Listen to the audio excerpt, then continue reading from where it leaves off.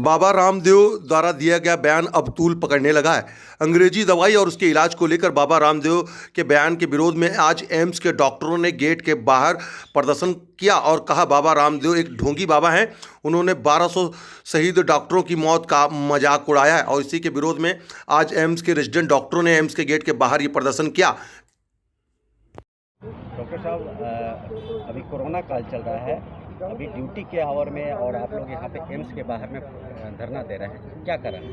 ये बड़ा दुर्भाग्यपूर्ण है क्योंकि हम जो धरना इस समय दे रहे हैं वो एक प्रोटेस्ट बाबा रामदेव के एक स्टेटमेंट के ऊपर कर रहे हैं। एक नहीं बल्कि बहुत स्टेटमेंट दिए हैं, लेकिन जो कल उन्होंने एक स्टेटमेंट दिया जिसमें कहा कि जो 1200 डॉक्टर्स जो देश के मर गए वो खुद नहीं बचा पाए अपने आप को, तो देश को क्या बचाते।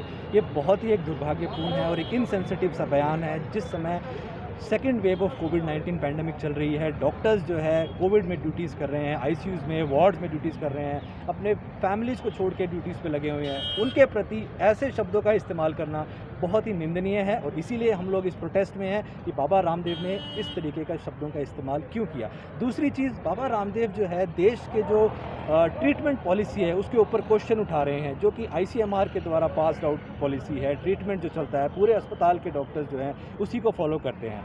उसके ऊपर क्वेश्चन लगाते हैं कि अस्पताल में मत जाइए, मरीजों को बोल रहे हैं अस्पताल में जाएंगे चले जाते तो क्या हो जाता, नहीं बच पाते। तो ये इस तरीके के बयानों से आप सोच सकते हैं कि हमारे देश की जनता के ऊपर क्या असर पड़ेगा।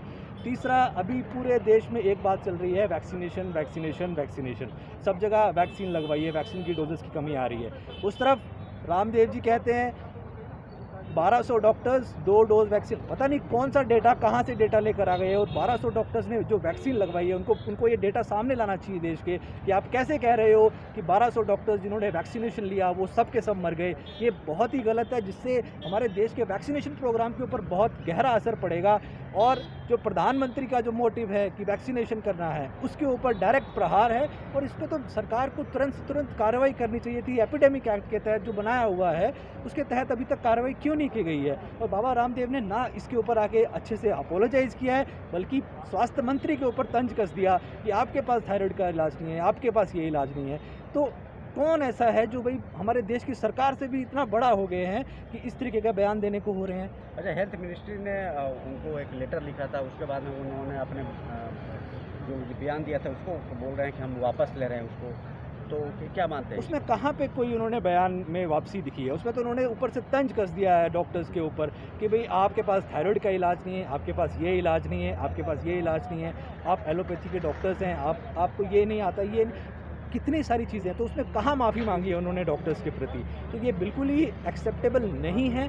और हम अपना साइलेंट प्रोटेस्ट इसी तरीके से जारी रखेंगे जब तक बाबा रामदेव सामने आके माफ़ी नहीं मांगते वीडियो पे सब डॉक्टर्स के सामने, और उन परिवारों से माफ़ी नहीं मांगते जिन परिवारों ने अपने बच्चों को, अपने डॉक्टर्स को खो दिया है।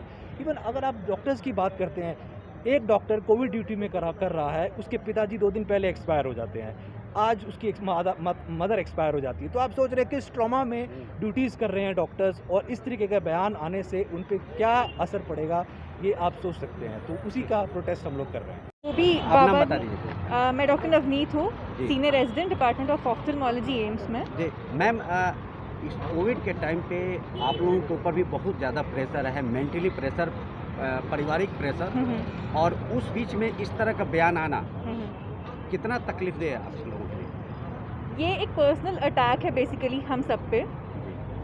हम सब इतना मेंटल ट्रॉमा, फिजिकल ट्रॉमा से गुजर रहे हैं, रेगुलर कोविड ड्यूटीज़ कर रहे हैं। उसके अलावा हमारे खुद के परिवारों में कोई ना कोई कोविड से ग्रस्त है और सीरियस कंडीशन में है। हर कोई हॉस्पिटल में एडमिटेड है।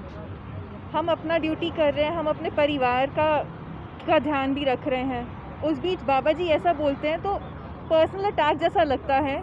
हर एक डॉक्टर को लगता है कि उसने हमारे पे सीधा वार किया है जो भी बोला है।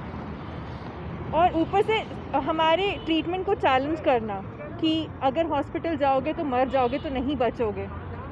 उन्होंने शायद इस बात पे ध्यान नहीं दिया है कि कितने मरीजों को हॉस्पिटल में भर्ती करके बचाया भी गया है।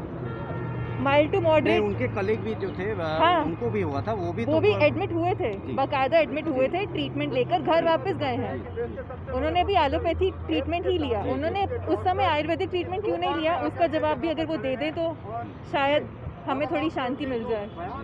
I am Dr. Shivlakshmi, a junior resident, ladies representative RDA. The statement given by Baba Ramdev is totally, I feel it is totally annoying at the present situation. I think he needs to apologize for the stupid things which has been demotivating people against vaccination and all the treatment protocols which are following right now. And it is quite actually disappointing to work amidst this the depressing condition, and this is adding on more and more to our stress. So better he gives an apology. क्या चाहते हैं आप लोग सरकार से, क्या demand करती हैं? I think those 14 points which he has given is totally, I think it is totally stupid, and the recent interview which he has given is totally, I feel it is of it is totally nonsense.